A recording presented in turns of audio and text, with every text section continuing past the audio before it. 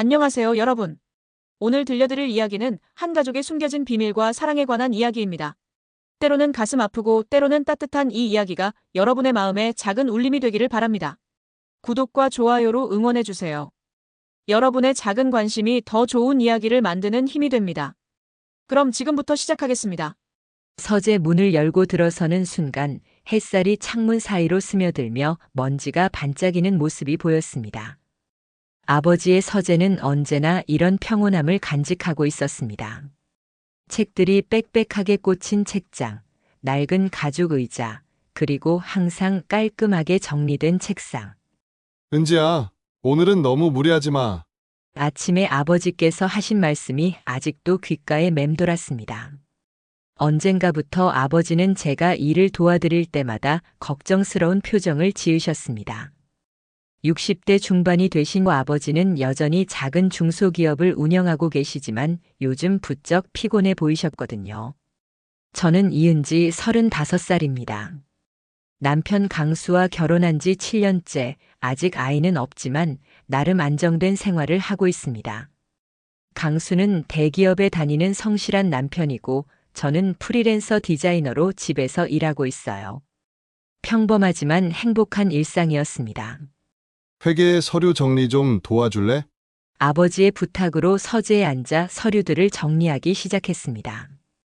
영수증들을 날짜별로 정리하고 장부에 기입하는 단순한 작업이었지만 아버지께 도움이 되는 일이라 기분이 좋았습니다.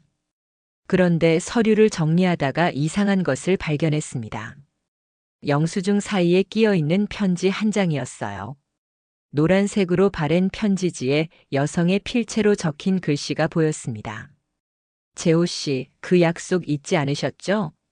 시간이 얼마 남지 않았어요. 약속이라니 무슨 약속일까요? 그리고 이 여성스러운 필체의 주인은 누구일까요? 편지를 더 자세히 보려던 순간 현관문이 열리는 소리가 들렸습니다. 강수가 집에 온 모양이었어요. 저는 서둘러 편지를 원래 자리에 끼워 놓았습니다. 남의 사적인 편지를 보는 것은 옳지 않다고 생각했거든요. 여보, 어디 있어? 서재에 있어요. 강수가 서재 문을 열고 들어왔습니다. 평소보다 표정이 밝아 보였어요. 오늘 일찍 끝났네. 뭐 하고 있었어? 아버지 서류 정리 도와드리고 있었어요. 강수가 제 옆에 앉더니 자연스럽게 제 어깨에 손을 올렸습니다. 그의 손길은 언제나 따뜻했어요. 7년째 결혼 생활이지만 여전히 이런 작은 스킨십이 좋았습니다. 고생했어. 아버님이 요즘 많이 바쁘시나 봐. 그런 것 같아요. 근데 뭔가 다른 걱정도 있으신 것 같아요. 다른 걱정? 저는 아까 본 편지 때문에 그런 말을 했지만 강수에게 구체적으로 말하기는 뭔가 어색했어요. 그냥 요즘 표정이 안 좋으시더라고요. 강수가 제 손을 잡았습니다. 우리가 더 자주 찾아뵙고 도와드리자. 나도 아버님 일에 도움이 될 수 있는지 물어볼게. 이런 강수의 모습이 저는 정말 좋았어요. 결혼 초기에는 시댁 어른들과 어색했던 그가 이제는 친아들처럼 잘 해드리거든요. 그날 저녁 식사 때 아버지께서 평소보다 말씀이 적으셨습니다. 어머니께서도 눈치를 채신 듯 걱정스러운 표정을 지으셨어요. 여보, 무슨 일 있어? 어머니의 부드러운 목소리에 아버지께서는 고개를 저으셨습니다. 별일 없어. 그냥 회사 일이 좀 복잡해서. 하지만 저는 알 수 있었어요. 회사 일만은 아닌 것 같다는 걸. 아버지의 표정에는 뭔가 무거운 고민이 있어 보였거든요. 식사를 마치고 설거지를 도와드리면서 어머니께 조심스럽게 물어봤습니다. 엄마, 아버지 요즘 어디 몸이 안 좋으신 건 아니에요? 그런 건 아닌데, 나도 좀 이상하다 싶었어. 며칠 전부터 전화 받으실 때 표정이 어둡더라고. 전화요? 응, 누군지 모르겠는데, 저녁 시간에 전화가 자주 와 받으시고 나면 한숨을 많이 쉬시고. 뭔가 이상했어요. 아버지께 무슨 일이 있으신 걸까요? 그날 밤 강수와 잠자리에 누워서도 계속 그 생각이 났습니다. 서류 사이에서 본 편지, 아버지의 어두운 표정, 그리고 어머니가 말씀하신 이상한 전화들. 여보, 잠 안 와? 강수가 제 등을 부드럽게 쓰다듬으며 물었어요. 응, 아버지, 걱정이 돼서. 무슨 걱정? 저는 잠시 망설였지만 결국 오늘 있었던 일을 강수에게 털어놓았습니다. 편지를 본 것, 아버지의 이상한 모습, 모든 것을. 강수는 조용히 들어주더니 말했어요. 편지 내용이 뭐였는데? 자세히 보지는 못했는데 뭔가 약속에 대한 내용이었던 것 같아요. 약속. 시간이 얼마 남지 않았다는 식으로 쓰여 있었어요. 강수가 잠시 생각하더니 말했어요. 혹시 사업상 약속일 수도 있잖아. 너무 걱정하지 마. 그럴까요? 그래, 아버님이 뭔가 어려운 일이 있으시면 우리한테 말씀하실 거야. 강수의 말이 맞을 수도 있었어요. 하지만 왠지 모르게 불안한 마음이 사라지지 않았습니다. 다음 날 아침 아버지께서 일찍 나가시면서 이상한 말씀을 하셨어요. 은지야, 오늘은 서재 정리 안 해도 된다. 왜요? 아직 다 못 끝냈는데요. 괜찮아, 다음에 하자. 그리고는 서둘러 나가셨습니다. 평소와는 다른 모습이었어요. 혼자 집에 남은 저는 더욱 궁금해졌습니다. 어제 본 편지가 계속 머릿속에 맴돌았거든요. 도대체 무슨 내용이었을까요? 그리고 아버지께서 왜 오늘은 서재에 들어가지 말라고 하셨을까요? 점심시간이 되었을 때 참을 수 없어서 서재로 향했습니다.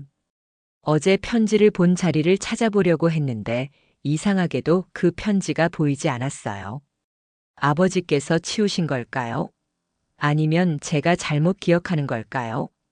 하지만 분명히 봤는데, 노란색 편지지에 여성의 필체로 쓰인 글씨를 분명히 봤는데, 그때 현관벨이 울렸습니다. 문을 열어보니 택배기사가 서 있었습니다. 이은지 씨 맞으세요? 네, 맞는데요. 택배 왔습니다. 받아보니 발신인 이름이 없었어요. 그냥 드림이라고만 적혀 있었습니다. 택배를 뜯어보니 안에는 편지 봉투 하나가 들어 있었습니다. 봉투에는 제 이름이 적혀 있었지만 발신인 란은 비어 있었어요. 편지를 열어보니 어제 서재에서 본 것과 비슷한 필체였습니다. 은지 씨, 안녕하세요. 당신 아버지와 저는 오래된 인연입니다. 곧 만나게 될 거예요. 가슴이 두근거리기 시작했어요. 이게 무슨 일인지 전혀 모르겠지만 뭔가 심상치 않은 일이 벌어지고 있는 것 같았습니다. 편지를 계속 읽어 내려갔어요. 25년 전의 약속을 지킬 때가 왔습니다. 당신도 진실을 알 권리가 있어요. 아버지께서는 당신에게 말하지 않은 것이 너무 많아요. 25년 전의 약속이라니 제가 태어나기도 전 일이네요. 도대체 무슨 진실을 말하는 걸까요? 특히 수진이에 대해서는 반드시 알아야 합니다. 그 아이와 당신은 특별한 관계거든요. 수진이? 이름이 낯설지 않았어요. 어디선가 들어본 것 같은데. 아, 맞다. 어릴 때 어머니께서 가끔 중얼거리셨던 이름이에요. 수진이가 살아 있었다면 뭐 이런 식으로 말씀하시곤 했는데 그때는 어린 나이라 별 관심도 없었거든요. 편지 마지막 부분을 읽었을 때는 정말 놀랐어요. 이번 주 토요일 오후 2시 시청 앞 카페에서 만나요. 박선영. 저는 편지를 들고 거실 소파에 털썩 앉았어요. 머릿속이 복잡했습니다. 이 박선영이라는 사람은 누구일까요? 아버지와 무슨 관계일까요? 그리고 수진이는 또 누구인가요? 가장 궁금한 건 아버지께서 제게 숨기고 계시는 진실이 무엇인가 하는 것이었어요. 점심을 먹으려고 했지만 입맛이 없었어요. 계속 편지 내용이 머릿속을 맴돌았거든요. 결국 휴대폰을 들고 강수에게 전화를 걸었습니다. 여보세요. 은지야, 무슨 일이야? 여보, 지금 통화할 수 있어요? 응. 잠깐 시간 있어. 왜? 저는 잠시 망설였어요. 이런 일을 전화로 말해도 될까 싶어서요. 집에서 이상한 편지를 받았어요. 이상한 편지? 아버지와 관련된 것 같은데 박선영이라는 사람이 보냈어요. 전화 너머로 강수가 잠깐 침묵하는 소리가 들렸어요. 박선영? 처음 듣는 이름인데 편지에 뭐라고 쓰여 있었어? 저는 편지 내용을 간략하게 설명했어요. 25년 전의 약속, 수진이라는 사람, 그리고 토요일에 만나자는 내용까지 그 사람이 나까지 언급했다고? 내 모든 걸 알려주겠다고 했어요. 강수의 목소리가 진지해졌어요. 은지야, 혹시 그 편지 아버님께 보여드렸어? 아직 안 봤어요. 어떻게 말씀드려야 할지 몰라서. 일단 그 편지 잘 보관해둬. 그리고 아버님이 집에 오시면 같이 이야기하자. 네. 너무 걱정하지 마. 내가 일찍 들어갈게. 전화를 끊고 나니 조금 마음이 안정됐어요. 강수가 있으니까 뭐든 해결할 수 있을 것 같았거든요. 하지만 시간이 갈수록 더 궁금해졌어요. 수진이는 누구일까요? 왜 그 사람과 저는 특별한 관계라고 하는 걸까요? 오후 4시쯤 아버지께서 집에 들어오셨어요. 평소보다 일찍 오신 것 같았는데 표정이 어둡기는 마찬가지였어요. 아버지, 일찍 들어오셨네요. 응, 일이 일찍 끝나서. 아버지께서는 소파에 앉으시더니 깊은 한숨을 쉬셨어요. 아버지, 괜찮으세요? 은지야, 아빠가 너한테 물어볼 게 있다. 네. 혹시 이상한 전화나 편지 받은 거 없니? 저는 깜짝 놀랐어요. 마치 제 마음을 읽으신 것 같았거든요. 사실은 오늘 편지를 하나 받았어요. 아버지의 얼굴이 하얗게 변했어요. 누구한테서? 박선영이라는 분이요. 그 순간 아버지께서는 고개를 떨구셨어요. 마치 오랫동안 숨겨온 비밀이 드러날 때가 왔다는 표정이셨습니다. 아버지, 박선영이 누구예요? 한참 후에 아버지께서 입을 여셨어요. 은지야, 아빠가 너한테 숨긴 게 있다. 가슴이 두근거렸어요. 무슨 말씀이에요? 선영이는 아빠가 젊었을 때 알던 사람이야. 그냥 아는 사람이에요? 아버지께서 다시 침묵하셨어요. 그 침묵 속에서 저는 뭔가 큰 비밀이 숨어 있다는 걸 느낄 수 있었어요. 아빠가 너희 엄마를 만나기 전에 사랑했던 사람이야. 충격이었어요. 아버지께 다른 사랑이 있으셨다니. 그럼 그분이 왜 지금 저에게 편지를? 그건 그때 현관문이 열리는 소리가 났어요. 강수가 집에 온 모양이었어요. 아버님, 안녕하세요, 은지야. 나왔어. 강수가 거실로 들어오더니 우리의 심각한 분위기를 눈치챘어요. 무슨 일이세요? 아버지께서 강수를 바라보시더니 말씀하셨어요. 강수야, 너도 앉아라. 이제 다 이야기해야 할 것 같구나. 저는 편지를 꺼내 아버지께 보여드렸어요. 아버지께서는 편지를 받아보시더니 한숨을 깊게 쉬셨어요. 역시 선영이구나. 아버지, 수진이는 누구예요? 편지에 저와 특별한 관계라고 했는데 아버지의 눈에 눈물이 맺히기 시작했어요. 수진이는 선영이와 아빠 사이에 태어난 딸이야. 세상이 무너지는 것 같았어요. 그럼 제게 언니가 있다는 말씀이세요? 있었어. 하지만 5년 전에 세상을 떠났지. 강수가 놀란 목소리로 물었어요. 그럼 은지에게 이복 언니가 있었다는 말씀이세요? 이복이 아니야. 아버지의 다음 말씀은 저를 완전히 혼란에 빠뜨렸어요. 수진이와 은지는 쌍둥이였어. 쌍둥이라고요? 제 목소리가 떨렸습니다. 단어 하나하나가 공기 중에서 무거운 납덩어리가 되어 바닥으로 떨어지는 느낌이었어요. 30년 넘게 살아오면서 한 번도 들어보지 못한 이야기였는데 그 낯선 단어가 제 정체성 전체를 흔들어 놓고 있었습니다. 아버지께서는 깊은 한숨을 쉬시며 소파에 깊숙이 앉으셨습니다. 거실에 따뜻했던 조명이 갑자기 차갑게 느껴졌어요. 아버지의 어깨는 보이지 않는 무게에 짓눌려 구부러져 있었고 그 모습이 갑자기 너무 늙어 보였습니다.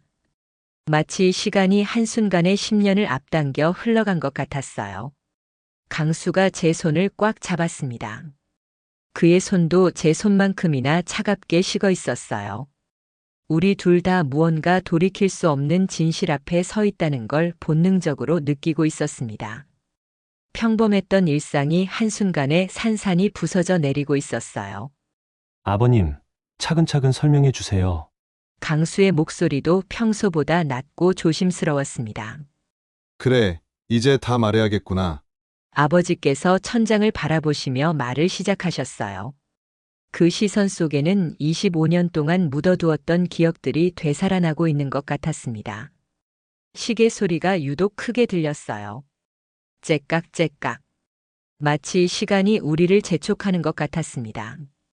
거실의 공기가 점점 무거워지고 있었어요. 30년 전 선영이가 임신했을 때 쌍둥이라고 했어. 하지만 출산 과정에서 큰 문제가 생겼지. 제 심장이 불규칙하게 뛰기 시작했습니다. 마치 가슴 안에 작은 새 한 마리가 갇혀서 필사적으로 날개짓을 하는 것 같았어요. 손바닥에는 차가운 땀이 배기 시작했습니다. 출산이 너무 어려웠어. 쌍둥이 모두 위험한 상태였고 의료진들이 최악의 상황을 대비하라고 했지. 아버지의 목소리가 점점 작아져 갔어요. 30년 전 그날의 공포가 지금도 생생하게 남아있는 것 같았습니다. 엄마의 뱃속에서 또 다른 생명과 함께 자라고 있었다니. 그것도 제가 전혀 모르는 채로. 어릴 때부터 가끔 느꼈던 묘한 외로움, 알 수 없는 허전한 같은 느낌이 갑자기 이해됐어요. 그런데 한 아이는 바로 울음을 터뜨렸지만 다른 아이는 숨을 쉬지 않았어. 의사가 사망했다고 선언했어. 그 죽었다는 아이가 저예요? 제 목소리가 바스라질 것 같았어요. 만약 그렇다면 제가 지금 여기 있는 것 자체가 기적인 건가요? 아니야, 죽었다고 한 아이가 수진이고 바로 울음을 터뜨린 아이가 너야. 안도감과 동시에 묘한 죄책감이 밀려왔어요. 제가 살아서 여기 있는 동안 언니는 그 순간 머릿속에 상상도 못했던 생각이 스쳐 지나갔습니다. 만약 제가 먼저 죽었다면 수진이가 이 자리에 앉아 있고 저에 대한 이야기를 듣고 있었을까요? 강수가 끼어들었어요. 그럼 수진 씨는 어떻게 살아있게 된 거예요? 선영이가 포기하지 않았어. 의사들이 포기하라고 해도 계속 아이를 품에 안고 있었지. 그러다가 기적적으로 수진이가 미약하게나마 숨을 쉬기 시작했어. 어머니의 사랑이 죽은 아이를 되살려낸 거였어요. 그 모성애가 얼마나 간절하고 필사적이었을지 상상이 갔습니다. 그런데 그 어머니가 바로 저를 낳아주신 분이기도 하다니. 가슴 깊은 곳에서 뭔가 복잡한 감정이 올라왔어요. 그리움, 미안함, 아니면 원망, 저 자신도 잘 모르겠는 혼란스러운 감정이었습니다. 아버지께서 깊은 한숨을 쉬셨어요. 그 한숨 소리에는 30년 동안 쌓인 후회와 아픔이 모두 담겨 있는 것 같았습니다. 하지만 그때 나는 이미 정순이와 결혼 날짜까지 잡은 상태였어. 집안 어른들이 선영이와의 관계를 절대 용납하지 않았거든. 현실의 벽이 얼마나 높고 차가웠을지 짐작이 갔어요. 사랑하는 사람과 갓 태어난 쌍둥이 딸들, 그리고 피할 수 없는 결혼. 아버지께서 얼마나 힘드셨을까요? 그래서 어떻게 하셨어요? 선영이에게 선택하라고 했어. 그 순간 거실의 온도가 급격히 떨어진 것 같았어요. 아버지의 목소리도 점점 작아져서 마지막 말은 거의 속삭임에 가까웠습니다. 한 아이는 내가 데려가서 키우고 한 아이는 선영이가 키우자고. 둘 다 함께 키울 수는 없는 상황이었으니까. 제 마음속에 뭔가 차가운 것이 스며들었어요. 마치 얼음물이 혈관을 따라 온몸으로 퍼져나가는 느낌이었습니다. 태어나자마자 쌍둥이 자매가 강제로 분리되었다니. 그것도 어른들의 사정 때문에. 그럼 어떤 아이를 누가 키우기로 하셨어요? 선영이가 수진이를 택했어. 자기가 죽었다가 살린 아이를 포기할 수 없다고 했지. 그 말을 듣는 순간 저는 제가 선택받지 못한 아이였다는 걸 깨달았어요. 친어머니가 저 대신 언니를 택했다는 것. 그 사실이 가슴 깊숙이 박혔습니다. 물론 이해할 수 있었어요. 죽었다가 살아난 아이에게 더 간절한 애정을 느끼는 건 당연한 일이겠죠. 하지만 이해하는 것과 상처받지 않는 것은 별개였어요. 너는 내가 데려와서 정순이와 함께 키우기로 했어. 강수가 의아한 표정으로 물었어요. 그런데 아버님, 그럼 은지는 입양아가 아니라 친딸이잖아요. 법적으로는 입양 절차를 밟았어. 복잡한 얘기였어요. 친부의 친딸이지만 법적으로는 입양아. 친어머니는 따로 있지만 키워주신 분은 다른 어머니. 제 정체성이 한순간에 산산조각이 났습니다. 거울 속 제 얼굴이 갑자기 낯설게 느껴졌어요. 이 얼굴이 정말 제 얼굴일까요? 아니면 수진이 언니와 똑같은 얼굴일까요? 지금까지 거울을 보며 나라고 생각했던 그 사람은 과연 누구였을까요? 왜 그런 방법을 택하셨어요? 선영이와 나는 결혼하지 않은 상태였거든. 정순이는 은지를 친딸로 받아들이겠다고 했지만 주변 시선 때문에 입양이라는 형태를 택한 거야. 이제 조금씩 퍼즐이 맞춰지기 시작했어요. 하지만 그 퍼즐이 완성될수록 제가 알고 있던 세상은 더욱 낯설어져 갔습니다. 그럼 법적으로는 입양이지만 실제로는 아버지의 친딸이라는 말씀이시네요. 하지만 또 다른 의문이 생겼습니다. 수진이 언니는 어떤 마음으로 살아왔을까요? 어머니께서는 이 모든 걸 알고 계셨어요? 처음부터 다 알고 있었어. 정순이가 정말 대단한 사람이야. 남의 아이를 자기 친딸처럼 키워준 거니까. 그제야 어머니의 사랑이 얼마나 크고 깊었는지 깨달았어요. 혈연도 아닌 아이를 30년 동안 이렇게 사랑으로 키워주셨다니. 그 마음이 얼마나 넓고 따뜻했을까요? 눈물이 나려고 했어요. 고마움과 미안함이 동시에 밀려왔거든요. 그런데 왜 지금까지 말씀해주지 않으셨어요? 어떻게 말하니? 내가 어릴 때부터 말하기에는 너무 복잡한 이야기였고, 시간이 지나면서는 말할 기회를 놓쳤어. 아버지의 목소리에서 깊은 후회가 느껴졌어요. 아마 수없이 많은 밤을 이 비밀 때문에 잠 못 이루셨을 거예요. 그럼 선영 씨는 왜 갑자기 5년 전에 수진이가 알 수 없는 병으로 죽고 나서부터 선영이가 변했어. 자기 혼자 아이를 키우느라 고생한 것과 수진이가 아버지 없이 자란 것을 모두 내 탓을 하면서 말이야. 아버지의 목소리가 점점 무거워졌어요. 그리고 은지가 행복하게 자란 것을 보면서 더 화가 났나 봐. 같은 쌍둥이인데 왜 이렇게 다른 삶을 살았냐고. 그 순간 저는 깨달았어요. 박선영 씨의 분노와 아픔이 얼마나 깊고 오래되었는지를. 25년 동안 혼자서 아이를 키우면서 다른 한 아이는 온 가족의 사랑을 받으며 자라는 모습을 지켜본다는 게 얼마나 고통스러웠을까요? 그때 현관벨이 울렸어요. 그 소리가 평소와 달랐어요. 더 길고 더 강하고 더 절박한 소리였습니다. 마치 이제는 피할 수 없다고 선언하는 것 같았어요. 거실의 공기가 순식간에 긴장으로 가득 찼습니다.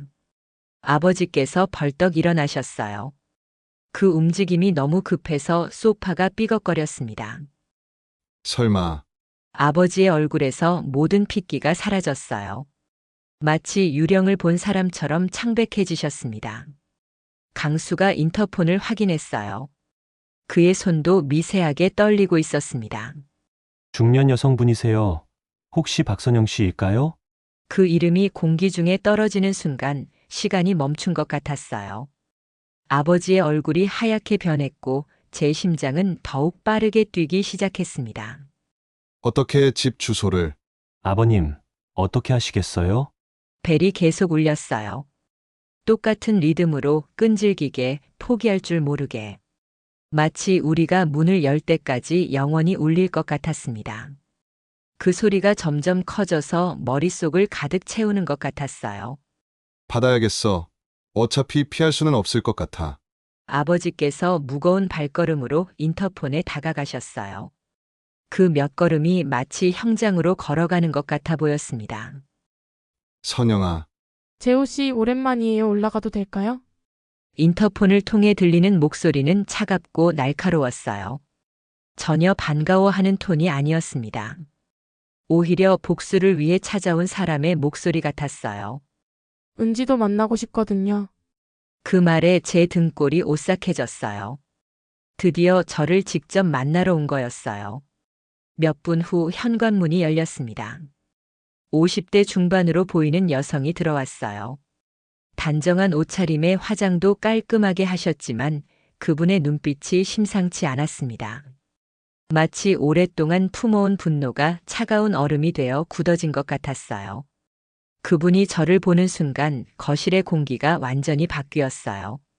안녕하세요, 은지 씨. 박선영 씨가 저를 바라보는 눈빛에는 여러 감정이 뒤섞여 있었어요. 그리움, 원망, 사랑, 분노. 너무 복잡해서 해석하기 어려운 감정들이었습니다. 정말 수진이와 똑같네요. 그분의 목소리가 갑자기 부드러워졌어요. 하지만 그 부드러움 속에 깊은 아픔이 숨어 있는 게 느껴졌습니다. 그분이 가방에서 사진 한 장을 꺼냈어요. 20대 여성의 사진이었는데 정말로 저와 똑같이 생겼더라고요. 머리 스타일과 옷차림만 다를 뿐 얼굴은 거의 구분이 안 될 정도였어요. 마치 제가 다른 옷을 입고 다른 헤어스타일을 한 채 찍은 사진 같았습니다. 이게 수진이에요, 당신의 쌍둥이 언니. 사진을 보는 순간 눈물이 터져 나왔어요. 처음 보는 얼굴인데도 왠지 그리운 느낌이 들었거든요. 어릴 때부터 가끔 꿈에서 본 것 같은 낯익은 얼굴이었어요. 혹시 쌍둥이라서 그런 걸까요? 뱃속에서 함께 자랐던 기억이 무의식 속에 남아있는 걸까요? 가슴 한쪽이 텅 빈 것 같은 느낌이 들었어요. 평생 함께 했어야 할 사람을 잃어버린 것 같은 상실감이 밀려왔습니다. 박선영 씨와의 만남이 끝난 후 거실에는 묘한 정적이 흘렀습니다. 하지만 그 정적은 평온함이 아니라 폭풍 전의 고요함 같았어요. 모든 것이 바뀌어 버린 후에 아직 현실을 받아들이지 못하는 그런 침묵이었습니다. 시계 소리가 유독 크게 들렸어요. 째깍째깍. 마치 변해버린 우리 가족의 시간을 재촉하는 것 같았습니다. 강수가 제 어깨를 조심스럽게 감쌌어요. 평소 같았으면 자연스럽게 받아들였을 그의 손길이 오늘은 왠지 어색하게 느껴졌습니다. 아마 제 정체성이 흔들리면서 모든 관계가 달라 보이는 것 같았어요. 은지야, 괜찮아?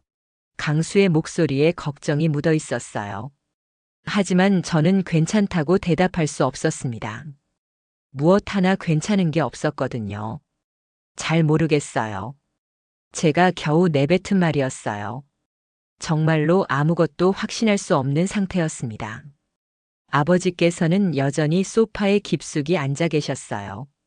박선영 씨가 가져온 수진이 사진을 멍하니 바라보고 계셨습니다. 그 사진 속 얼굴이 저와 너무 닮아 있어서인지 아버지의 시선이 사진과 제 얼굴을 오가고 있었어요. 아버지. 제가 조심스럽게 불렀어요. 수진이 언니는 정말 저를 원망했을까요? 그 질문을 하는 순간 가슴이 먹먹해졌어요. 만약 정말 그랬다면 어떻게 해야 할까요? 제가 받은 사랑이 원래 언니 몫이었다면, 제가 느낀 행복이 언니의 것이었다면. 아버지께서 고개를 들어 저를 바라보셨어요. 그 눈빛에는 깊은 슬픔이 배어 있었습니다. 모르겠다. 은지야, 선영이가 수진이를 어떻게 키웠는지. 하지만 언니 입장에서는 당연히 서운했을 것 같아요. 저는 수진이 언니의 마음을 상상해 봤어요. 아버지도 할아버지 할머니도 친척들도 없이 엄마와 단둘이 살아가는 살. 반면 저는 온 가족의 사랑을 받으며 자랐죠. 생일마다 온 가족이 모여서 축하해주고 아플 때마다 모든 사람이 걱정해주고. 그런 걸 생각하니 가슴이 아팠어요. 그때 강수의 휴대폰이 울렸어요. 회사에서 온 전화였나 봅니다. 여보세요. 네, 최강수입니다. 강수가 전화를 받으며 거실을 나갔어요. 아마 업무상 중요한 통화인 것 같았습니다. 아버지와 둘만 남자, 더욱 무거운 침묵이 흘렀어요. 아버지, 응. 30년 동안 힘드셨죠? 아버지께서 깊은 한숨을 쉬셨어요. 매일 밤 생각했어. 수진이는 어떻게 자라고 있을까? 선영이는 잘 지내고 있을까? 그런데 왜 만나러 가지 않으셨어요? 어떻게 가니? 선영이가 나를 용서할 리 없을 텐데. 아버지의 목소리에서 깊은 자책감이 느껴졌어요. 25년 동안 이런 마음으로 살아오셨다니. 하지만 이제라도 늦었어. 은지야, 수진이는 이미 아버지께서 말을 잇지 못하셨어요. 그때 또 현관벨이 울렸어요. 이번에는 짧고 예의 바른 소리였어요. 아까와는 전혀 다른 느낌이었습니다. 누가 또 왔을까? 강수가 인터폰을 확인했어요. 택배 기사님이세요. 택배요? 주문한 게 없는데. 불안한 예감이 들었어요. 설마 또 박선영 씨에게서 온 건 아닐까요? 택배를 받아보니 예감이 맞았어요. 발신인 이름은 없고 그냥 드림이라고만 적혀 있었습니다. 상자를 열어보니 두꺼운 노트 한 권과 편지 봉투가 들어 있었어요. 노트 표지에는 예쁜 글씨로 수진이의 일기라고 적혀 있었습니다. 손이 떨렸어요. 이것이 바로 수진이 언니가 남긴 일기장이었어요. 박선영 씨가 말씀하신 그 일기장 말이에요. 편지 봉투에는 은지에게라고 적혀 있었어요. 이거 열어봐야 할까? 강수가 걱정스러운 표정으로 물었어요. 읽어야겠어요. 언니가 저에 대해 어떻게 생각했는지 알고 싶어요. 하지만 마음 한편으로는 두려웠어요.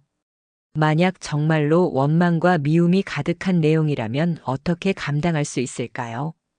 편지부터 열어봤어요. 은지에게. 내 이름은 수진이야. 너의 쌍둥이 언니. 이 편지를 쓰는 지금 나는 병원 침대에 누워 있어. 의사들은 아무 말 하지 않지만 나도 알아. 이번이 마지막일 거라는 걸. 은지야, 나는 너를 한 번도 만나본 적이 없지만 너무 많이 알고 있어. 엄마가 30년 동안 너의 모든 순간을 지켜봤거든. 내가 첫걸음을 뗄 때, 첫 말을 할 때, 학교에 입학할 때, 졸업할 때. 모든 순간을 사진으로 찍어서 나에게 보여주셨어. 처음에는 정말 미워했어. 왜 너만 아빠가 있고 할머니, 할아버지가 있고 온 가족의 사랑을 받으며 자라냐고. 왜 나는 혼자야? 왜 나만 외로워야 해? 특히 내가 웃는 사진을 볼 때마다 가슴이 아팠어. 내 얼굴과 똑같은 얼굴로 그렇게 행복해하는 모습을. 나는 언제 그렇게 웃어본 적이 있나 싶어서. 하지만 시간이 지나면서 깨달았어. 너도 진실을 모르고 살고 있다는 걸. 너도 나만큼이나 불완전한 상태로 살고 있다는 걸. 은지야, 이제는 너를 원망하지 않아. 우리 둘 다 어른들의 선택 때문에 반쪽짜리 삶을 살았던 거야. 너는 친엄마를 모른 채, 나는 친아빠를 모른 채. 나는 이제 곧 떠날 거야. 하지만 너는 살아있잖아. 부탁이 있어. 우리가 만나지 못한 30년을 대신해서 너는 2배로 행복하게 살아줘. 내 몫까지. 그리고 가끔은 나를 생각해줘. 세상 어딘가에 너와 똑같은 얼굴을 한 언니가 있었다는 걸. 엄마를. 우리 엄마를 미워하지 마. 엄마도 많이 아파하셨어. 너를 보내야 했던 그날부터 지금까지 계속. 사랑해, 은지야. 한 번도 만나본 적 없지만 너는 내 소중한 동생이야. 마이너스 수진 언니가. 편지를 다 읽고 나니 눈물이 쏟아져 내렸어요.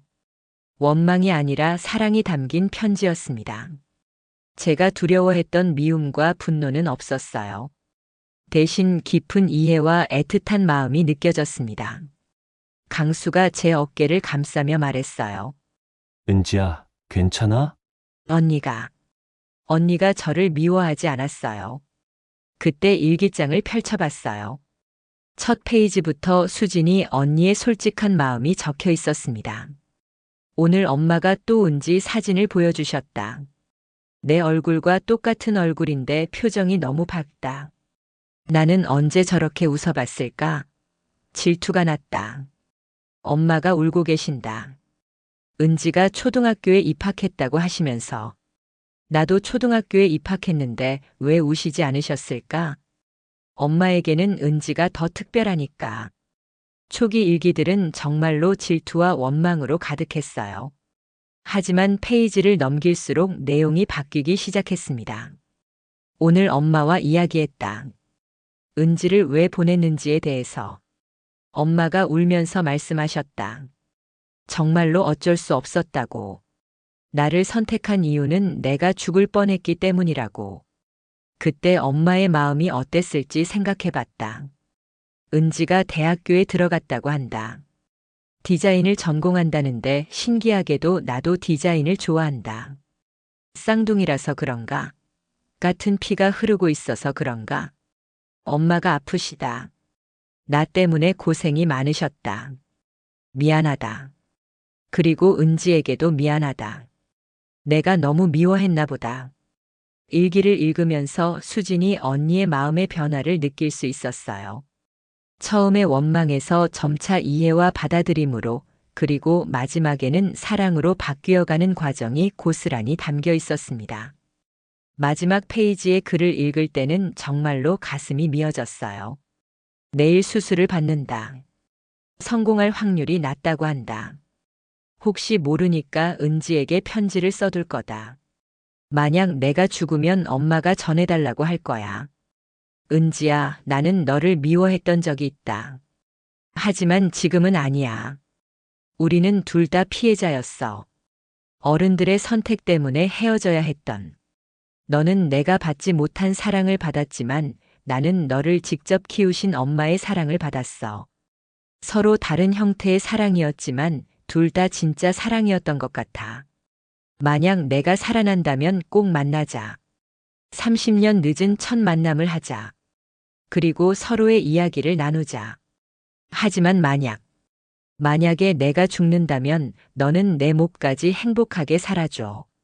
우리가 함께 나누지 못한 모든 순간들을 너 혼자서라도 만들어줘. 사랑해, 은지야. 일기장을 덮는 순간 제 마음속에서 무언가가 정리되는 느낌이었어요. 수진이 언니는 저를 미워하지 않았어요. 오히려 저를 이해하고 사랑해 주셨어요.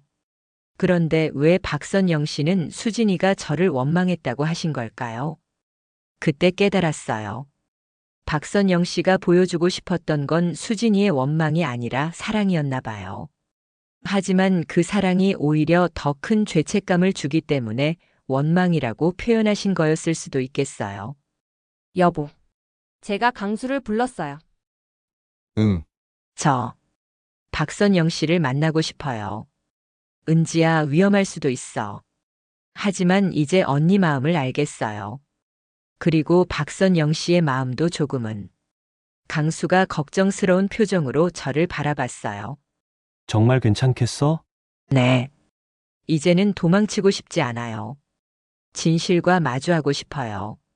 아버지께서 조용히 말씀하셨어요. 은지야, 선영이를 만난다면 아빠도 함께 가고 싶다. 아버지도요? 응, 이제는 나도 도망치지 않을 거야. 30년 동안 미뤄온 사과를 해야겠어. 그렇게 우리 가족의 긴 여정이 새로운 국면을 맞게 되었습니다.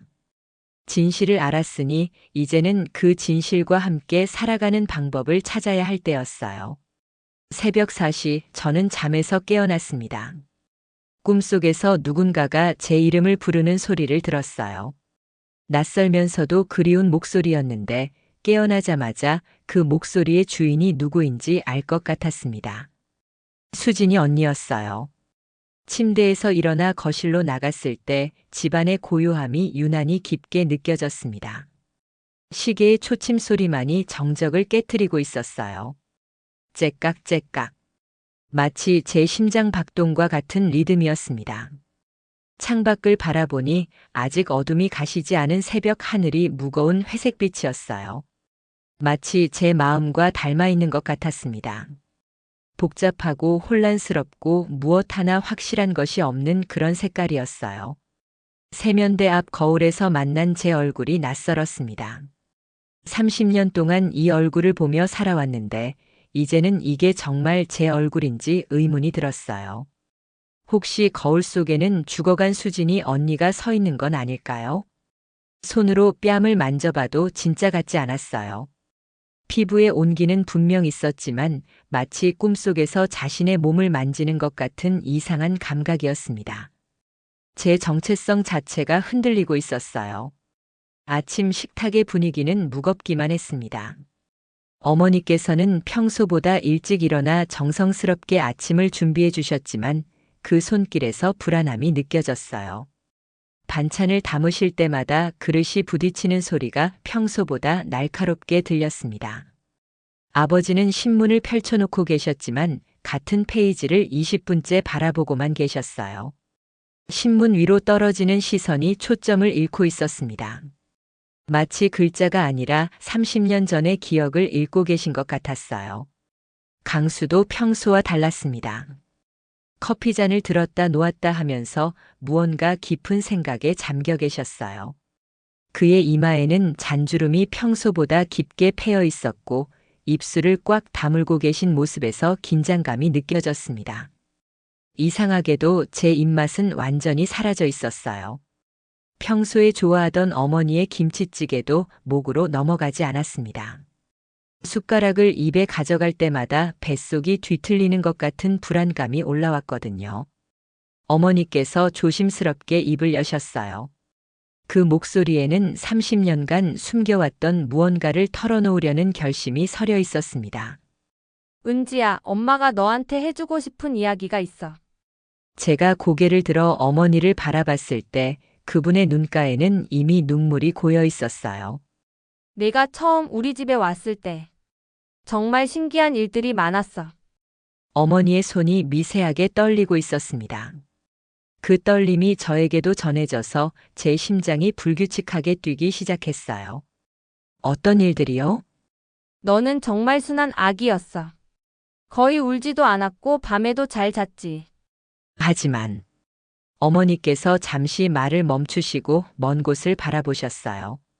그 시선 속에는 30년 전의 기억이 생생하게 되살아나고 있는 것 같았습니다. 가끔 허공을 보면서 손을 뻗곤 했어. 마치 누군가를 찾는 것처럼. 그 말을 듣는 순간 등골에 서늘한 기운이 스며들었어요. 혹시 그때 제가 찾던 건 수진이 언니였을까요? 뱃속에서 함께 자랐던 태어나자마자 헤어진 또 다른 절반을 말이에요. 그리고 2살 때였나. 갑자기 언니라는 말을 했어. 어머니의 목소리가 더욱 떨렸어요. 그때까지 엄마, 아빠도 제대로 못했는데 언니를 먼저 말한 거야. 그 후로도 계속 언니 어디 있어? 라고 물어보곤 했지. 온몸에 소름이 돋았어요. 제가 정말로 수진이 언니를 기억하고 있었던 걸까요? 의식하지 못한 채로 무의식 깊은 곳에서 계속 그리워하고 있었던 걸까요? 아버지께서 신문을 천천히 내려놓으셨습니다. 그분의 얼굴에는 깊은 후회와 자책감이 새겨져 있었어요. 그래서 우리가 더 미안했어. 내가 무언가를 그리워하고 있다는 걸 알면서도 말해줄 수 없었거든. 식탁 위의 공기가 점점 무거워졌습니다. 누군가 큰 돌을 올려놓은 것처럼 숨이 막히는 느낌이었어요. 그때 강수가 깊은 한숨을 쉬었습니다. 은지야, 이 상황 정말 어떻게 해야 할지 모르겠어. 그의 목소리에는 당황함과 걱정이 뒤섞여 있었어요. 박선영 씨 말이 완전히 틀린 것도 아니잖아. 수진 씨가 정말 힘들게 살았을 것 같고. 강수가 제 손을 조심스럽게 잡았습니다. 그의 손바닥도 제 손만큼이나 차갑게 식어 있었어요. 하지만 그렇다고 해서 너를 희생시킬 수는 없어. 바로 그때 현관벨이 울렸습니다. 평범한 벨소리가 아니었어요. 짧게 여러 번 마치 누군가 급한 마음을 숨기지 못하는 것처럼 불규칙하게 울렸습니다. 그 소리가 거실 전체를 긴장으로 가득 채웠어요. 아버지께서 벌떡 일어나셨습니다. 그 움직임이 너무 급해서 의자가 바닥에 긁히는 소리가 날카롭게 울렸어요. 인터폰을 확인한 아버지의 얼굴이 순식간에 창백해지셨습니다. 선영이다. 그 이름이 공기 중에 떨어지는 순간 시간이 멈춘 것 같았어요. 드디어 피할 수 없는 순간이 온 거였어요. 문이 열렸을 때 박선영 씨는 어제와는 완전히 다른 모습이었습니다. 단정하게 옷을 차려입으셨지만 그분의 눈빛에는 25년간 쌓인 분노와 슬픔이 얼어붙어 있었어요. 손에는 커다란 봉투를 들고 계셨습니다. 거실에 앉으신 박선영 씨가 봉투를 테이블 위에 조심스럽게 올려놓으셨어요. 그 봉투에서는 오래된 종이 냄새와 함께 뭔가 그리운 향이 났습니다. 이게 수진이의 모든 것들이에요. 봉투를 열자 사진들과 일기장들, 작은 장신구들이 쏟아져 나왔어요. 각각의 물건들이 한 사람의 전체 인생을 담고 있는 것 같아서 가슴이 미어졌습니다. 첫 번째 사진은 수진이의 대학교 졸업 사진이었어요. 학사모를 쓰고 환하게 웃고 있는 모습이 정말로 저와 똑같았습니다. 하지만 그 웃음 뒤에는 제가 모르는 외로움이 숨어 있는 것 같았어요. 수진이도 디자인을 전공했어요. 은지 씨처럼. 박선영 씨의 목소리에는 자랑스러움과 안타까움이 동시에 담겨 있었어요. 다음 사진은 더욱 충격적이었습니다. 수진이가 그림을 그리고 있는 모습인데 캔버스에 그려진 건 바로 우리 집이었어요. 세밀하게 정성스럽게 마치 실제로 그 집에서 살고 있는 것처럼 그려져 있었습니다.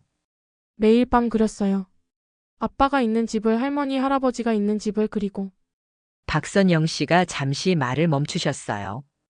그 집에서 행복하게 살고 있을 은지 씨를 상상하면서 그 순간 제 가슴 속에서 무언가가 터져 나왔어요.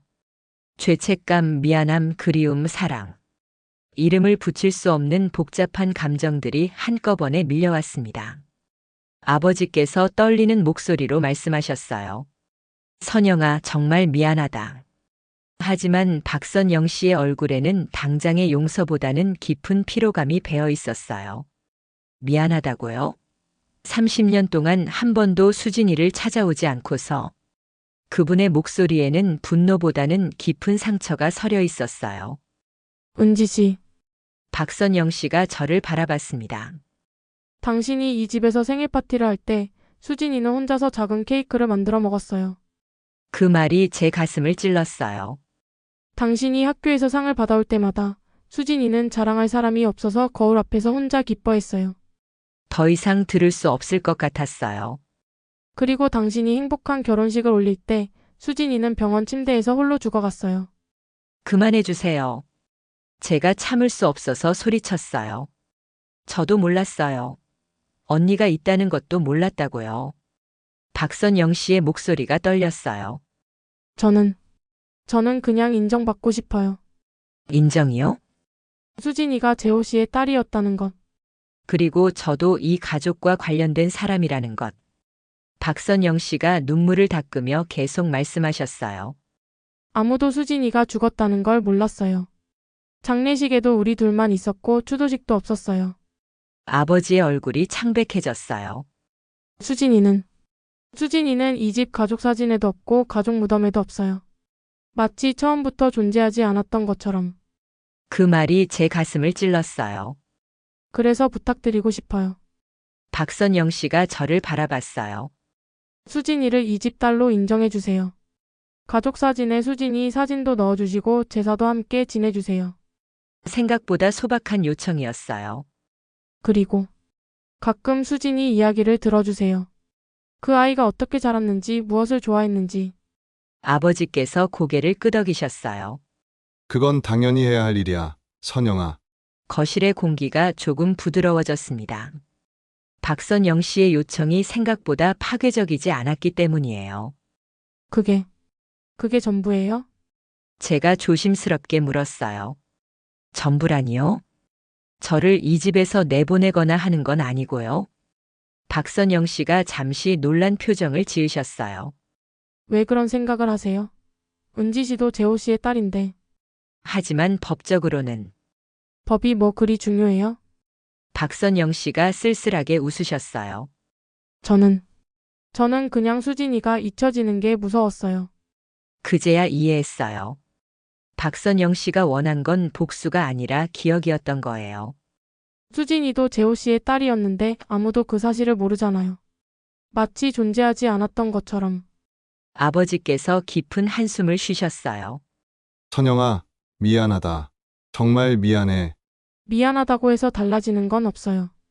박선영 씨의 목소리에 깊은 상처가 배어 있었어요. 하지만 이제라도 수진이를 인정해 주신다면.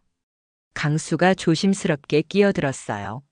구체적으로 어떤 걸 원하시는 거예요? 간단해요. 수진이 영정사진을 거실에 놓아주시고 가족 행사 때 수진이도 함께 기억해 주시면 돼요. 생각보다 현실적인 요구였어요. 그리고 가끔 저도 이 집에 와서 수진이 이야기를 나눌 수 있었으면 좋겠어요. 그런데 박선영 씨의 표정이 다시 어두워졌어요. 하지만 조건이 있어요. 긴장이 다시 감돌기 시작했습니다. 만약 이런 약속도 지켜주지 않으신다면 박선영 씨가 잠시 망설이셨어요. 저도 더 이상 숨기고 살 수는 없어요. 주변 사람들에게라도 진실을 말할 거예요. 주변 사람들이요? 네. 이 동네 사람들, 교회분들, 수진이 친구들. 아버지의 얼굴이 굳어졌어요. 선영아, 그건 30년 동안 저 혼자만 이 비밀을 안고 살았어요. 이제는 혼자 견디기 힘들어요. 박선영 씨의 목소리가 점점 떨렸어요. 수진이가 누구의 딸이었는지, 왜 아버지 없이 자라야 했는지. 사람들이 알 권리도 있잖아요. 그 말에 새로운 불안이 밀려왔어요. 동네 소문이라는 게 얼마나 빠르게 퍼지는지 알고 있었거든요. 시간을 주세요. 아버지께서 간신히 말씀하셨어요.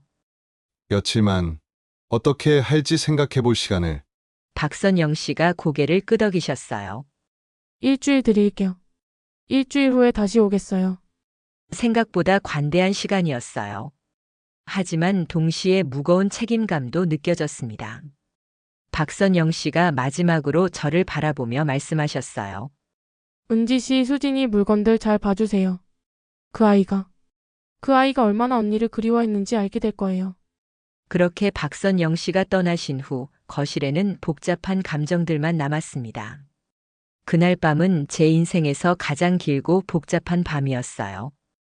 박선영 씨가 남기고 간 봉투가 거실 테이블 위에 그대로 놓여 있었습니다. 예상했던 것과 달리 파괴적이지 않은 요구였지만 그래서 오히려 더 무겁게 느껴졌어요. 거부할 이유를 찾기 어려운 그런 요청들이었거든요.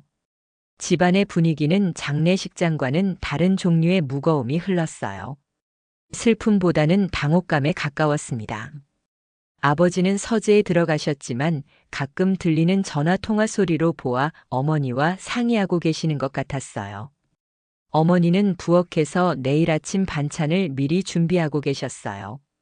평소보다 많은 양이었는데 아마 박선영 씨가 오실 것을 대비한 것 같았습니다. 그분의 마음을 조금이나마 이해하게 된 후 어머니도 달라지신 것 같았어요. 강수는 거실 소파에서 태블릿을 보고 있었지만 실제로는 화면을 응시만 하고 있었어요.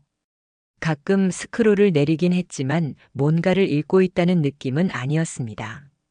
시계의 초침 소리가 평소보다 크게 들렸습니다. 하지만 어제처럼 재촉하는 느낌은 아니었어요. 오히려 생각할 시간을 주는 것 같았습니다. 일주일. 충분하면서도 부족한 시간이었어요.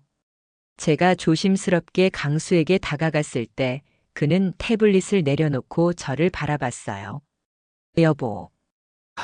응. 어떻게 생각해요? 강수가 잠시 생각하더니 솔직하게 말했어요. 생각보다 합리적인 요구인 것 같아. 정말요? 응. 수진 씨를 가족으로 인정해달라는 거잖아. 당연한 일이지. 강수의 말에 안도감이 밀려왔어요. 하지만 걱정되는 것도 있어. 뭐가요? 박선영 씨가 정말 그것만 원하실까? 나중에 더 많은 걸 요구하시는 건 아닐까? 그 말도 일리가 있었어요. 하지만 오늘 박선영 씨를 보니 그런 분은 아닌 것 같았어요. 여보, 우리 수진이 언니 영정사진 거실에 놓는 거 어떻게 생각해요? 괜찮지 않을까? 사실 그래야 맞는 일이고, 그럼 박선영 이모님이 가끔 오시는 것도? 그것도 괜찮아. 가족이니까. 강수의 말에 마음이 한결 가벼워졌어요. 밤이 깊어갈수록 호기심이 커졌어요. 결국 저는 거실로 나와 수진이의 물건들을 꺼내봤습니다.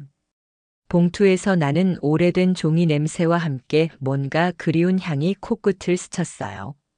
첫 번째로 꺼낸 건 수진이의 일기장이었습니다. 연한 파란색 표지에 나의 소중한 하루들이라고 예쁜 글씨로 적혀 있었어요. 표지만 봐도 성실한 성격이 느껴졌습니다. 첫 페이지를 펼치는 순간 마음이 따뜻해졌어요. 8세- 오늘 엄마가 은지 언니 사진을 보여줬다. 나와 똑같이 생겼는데 너무 예쁘다. 언제 만날 수 있을까? 같이 놀고 싶다.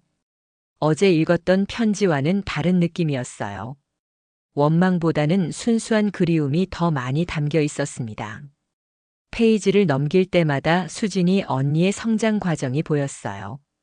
12세- 오늘 미술 시간에 가족 그림을 그렸다. 아빠, 엄마, 나 그리고 은지 언니. 선생님이 언니는 어디 있냐고 물어보셨는데 대답하기 어려웠다.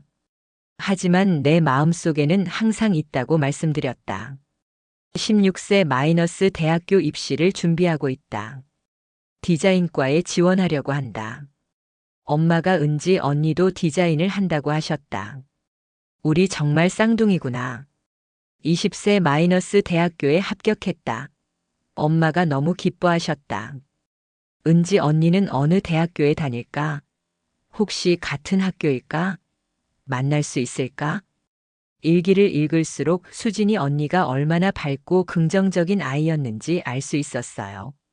어려운 상황에서도 희망을 잃지 않았고 저에 대한 원망보다는 애정이 훨씬 많았습니다.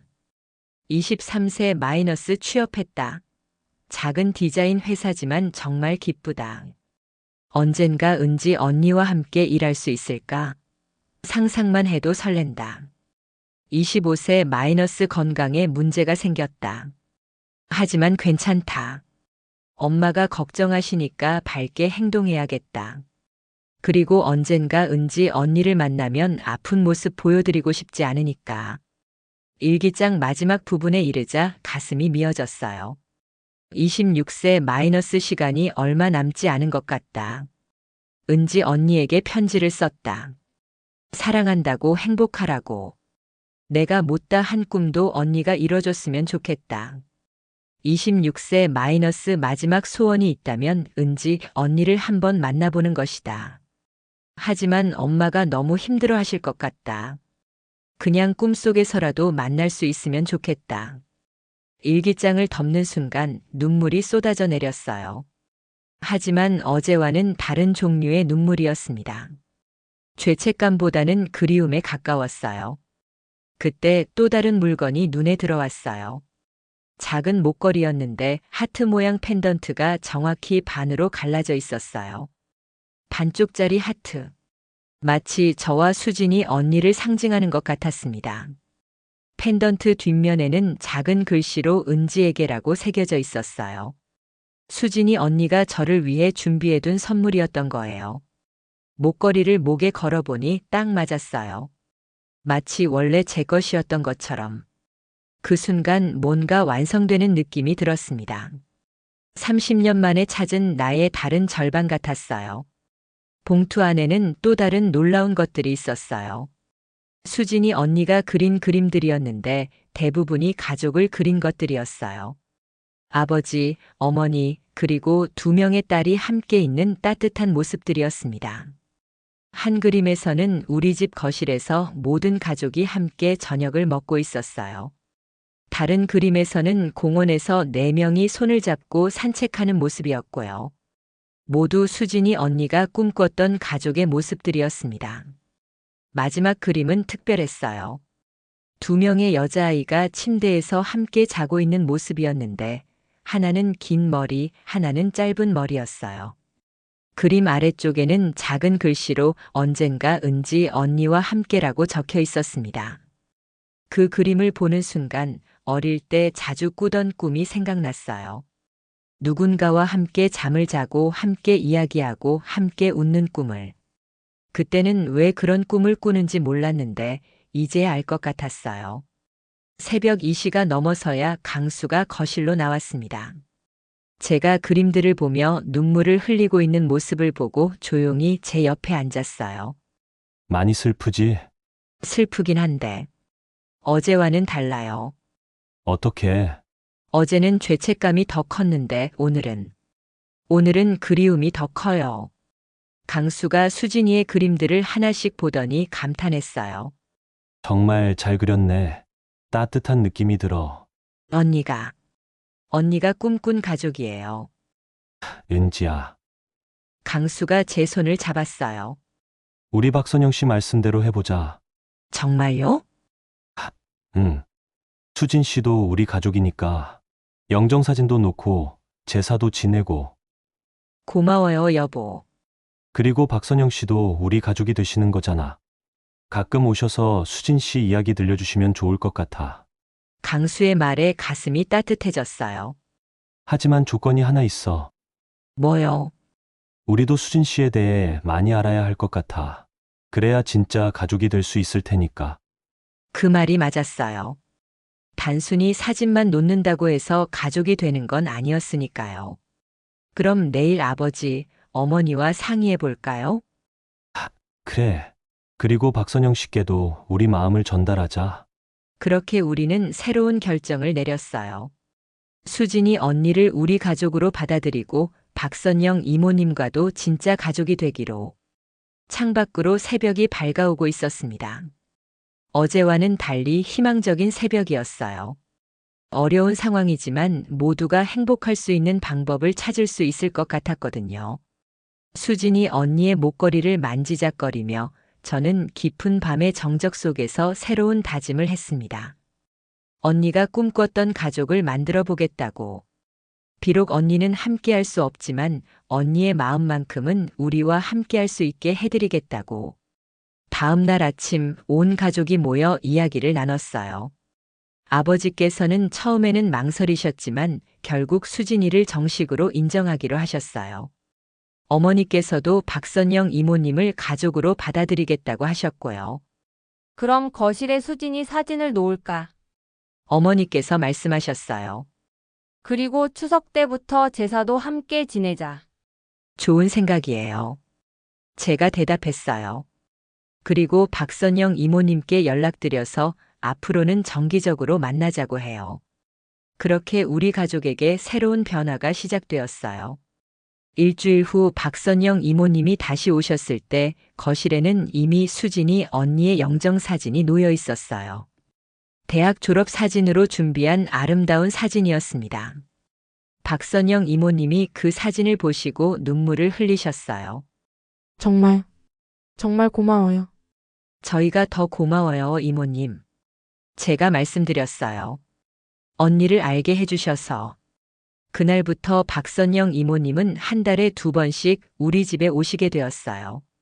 수진이 언니 이야기를 들려주시고 어머니와 함께 요리도 하시고 진짜 가족처럼 지내시게 되었습니다. 수진이 언니는 비록 우리와 함께할 수는 없었지만 그분의 사랑과 꿈은 우리 가족 안에서 계속 살아 숨쉬고 있었어요. 그리고 저는 깨달았어요. 가족이라는 건 꼭 함께 살아야만 하는 게 아니라는 것을. 서로를 이해하고 사랑하고 기억하는 것만으로도 충분히 가족이 될 수 있다는 것을. 6개월이 흘렀습니다. 수진이 언니의 영정사진이 거실에 자리 잡은 지도 이제 반년이 되었어요. 박선영 이모님도 한 달에 2번씩 자연스럽게 우리 집에 오시게 되었고 모든 것이 평온해 보였습니다.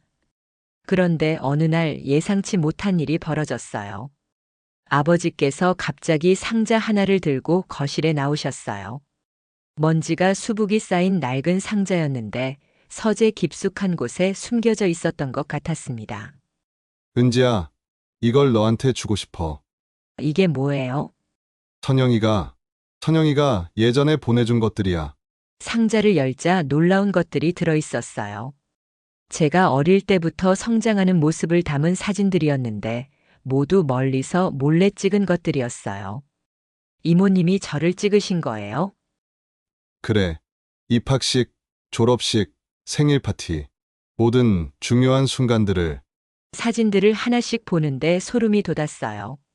제가 전혀 모르는 사이에 누군가 제 인생을 지켜보고 있었던 거였어요. 아버지는 이걸 알고 계셨어요?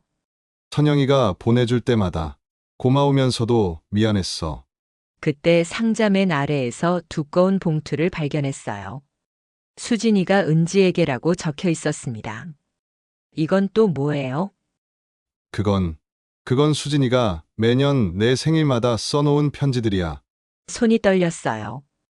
26년치의 편지가 모두 들어있었던 거예요. 첫 번째 편지를 꺼내 읽어봤어요. 은지야, 5살 생일 축하해. 나도 5살이야. 우리 같이 케이크 먹고 싶어. 마이너스 수진이가. 어린아이 글씨로 쓰인 짧은 문장이었지만 가슴이 미어졌어요.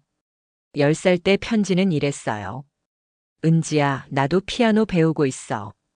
언젠가 함께 연주하자. 은지가 좋아하는 곡 연습하고 있어. 18살 때는 은지야, 대학 합격 축하해. 나도 같은 길을 걸어보려고 해. 은지처럼 멋진 디자이너가 되고 싶어. 25살 마지막 편지는 은지야, 결혼 축하해. 정말 행복해 보여서 나도 기뻐. 언니의 행복이 나의 행복이야. 사랑해. 편지들을 다 읽고 나니 눈물이 멈추지 않았어요. 26년 동안 수진이 언니는 단 한 번도 저를 잊지 않았던 거예요. 아버지, 이모님이 이렇게까지 하신 걸 왜 말해주지 않으셨어요? 선영이가 비밀로 해달라고 했어. 내가 부담스러워할까봐. 그때 현관벨이 울렸어요. 박선영 이모님이 오실 시간이었습니다. 문을 열자마자 이모님이 제 표정을 보고 놀라셨어요. 은지야, 왜 그래? 울었니? 이모님. 이모님이 저를 이렇게 오랫동안 지켜봐 주셨다니. 이모님의 얼굴이 붉어졌어요. 그걸 왜 꺼내셨어요? 아버지께서 대신 대답하셨어요. 은지가 알 권리가 있다고 생각해서. 이모님 정말 고마워요. 제가 이모님을 꼭 안았어요. 26년 동안 저를 가족처럼 생각해 주셔서.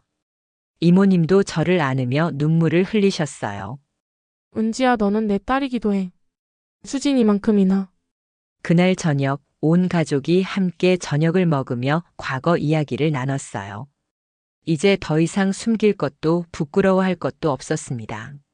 그런데 은지야, 강수가 갑자기 진지한 표정으로 말했어요. 나도 너한테 고백할 게 있어. 뭐요? 사실 결혼하기 전에 이 모든 걸 알고 있었어. 네. 모든 사람이 놀란 표정으로 강수를 바라봤어요. 어떻게 알았어요? 결혼 준비할 때 우연히 아버님과 박선영 씨가 만나시는 걸 봤거든. 충격이었어요. 그럼 왜 말하지 않았어요? 내가 알면 힘들어할 것 같았어. 그리고 사실은 그래서 더 너를 지키고 싶었어. 강수가 제 손을 잡았어요. 은지야, 내 과거가 어떻든 상관없어. 지금의 너만 있으면 돼. 그날 밤 모든 진실이 밝혀진 후 강수와 저는 오랜만에 진솔한 대화를 나눴어요. 여보, 정말 7년 동안 다 알고 있었어요? 응. 하지만 전부 다 알았던 건 아니야. 수진 씨 이야기는 최근에야 자세히 알게 됐어. 침실에서 나란히 누워 이야기하는 시간이 오랜만이었어요. 최근 몇 달 동안 너무 복잡한 일들이 많아서 둘만의 시간이 없었거든요. 미안해요. 제 때문에 힘드셨죠? 힘들긴 했지. 하지만 강수가 저를 바라보며 웃었어요. 이제 모든 비밀이 없어져서 더 좋아. 정말요? 응. 이제 우리도 새로 시작하는 거야. 강수가 제게 가까이 다가왔어요. 은지야, 네. 우리 아이 가져볼까? 갑작스러운 말에 가슴이 두근거렸어요. 아이요? 응. 수진 씨도 분명 기뻐하실 거야. 조카 생기는 거니까. 생각해보니 정말 그럴 것 같았어요. 하지만 제가 좋은 엄마가 될 수 있을까요? 당연하지. 넌 이미 충분히 사랑이 많은 사람이야. 강수가 제 뺨에 키스했어요. 그리고 우리 아이는 정말 많은 사랑을 받고 자랄 거야. 할아버지, 할머니, 그리고 박선영 할머니까지. 박선영 할머니라니 이모님이 좋아하실 것 같아요. 수진 고모 사진도 보면서 자랄 거고. 상상만 해도 따뜻했어요. 여보, 응? 사랑해요. 나도 사랑해.